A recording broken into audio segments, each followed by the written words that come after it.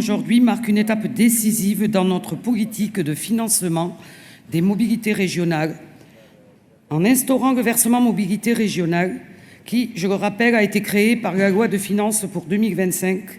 Nous franchissons une nouvelle étape, celle de la pleine responsabilité, de l'audace assumée et de la cohérence politique.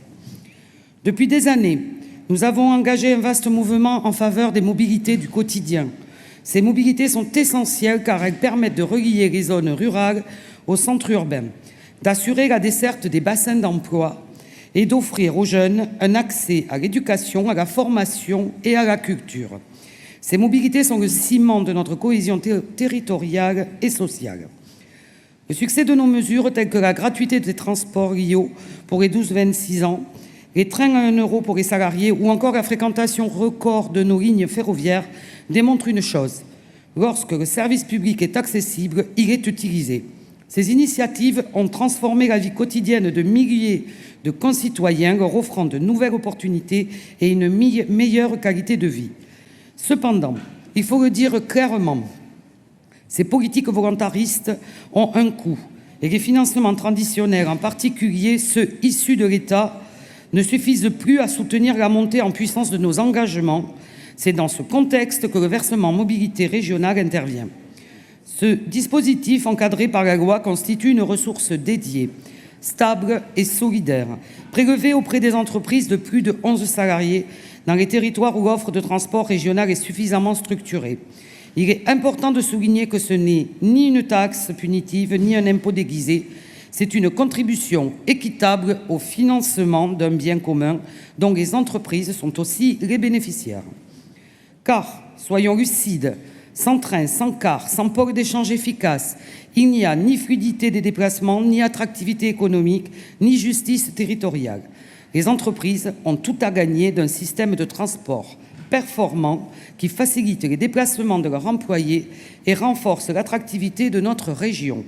Grâce à cette ressource, la région pourra maintenir la gratuité et les tarifs solidaires qui sont aujourd'hui une référence nationale en matière de pouvoir d'achat, moderniser le matériel roulant, accélérer l'acquisition et la rénovation du matériel roulant, avec à l'horizon 2031 un parc modernisé, accessible et décarboné. Réhabiliter les lignes ferroviaires stratégiques comme la ligne de Montrégeau-Luchon et renforcer l'intermodalité à travers des gares modernes, connectées et inclusives. Investir dans l'innovation technologique, améliorer l'aménagement des points d'arrêt, l'accessibilité et l'innovation technologique pour rendre notre réseau toujours plus efficace, durable et humain. Cette décision s'inscrit dans une trajectoire budgétaire rigoureuse. Elle ne remet en cause aucun de nos équilibres. Bien au contraire, elle permet de sécuriser l'avenir, de libérer de la capacité d'investissement et de renforcer notre autonomie financière dans un contexte d'instabilité nationale. Enfin, je veux saluer le travail de concertation qui a été mené par les intercommunalités, les entreprises et les partenaires sociaux. Le versement mobilité régionale ne sera pas uniforme ni imposé dans l'urgence. Il sera déployé progressivement avec discernement dans le respect de la diversité de nos territoires. Nous avons là une opportunité historique de consolider les fondations d'une politique de mobilité ambitieuse, pérenne et solidaire. En votant aujourd'hui ce rapport, nous faisons bien plus qu'instaurer une ressource nouvelle. Nous réaffirmons notre capacité à agir, à anticiper, à construire l'avenir.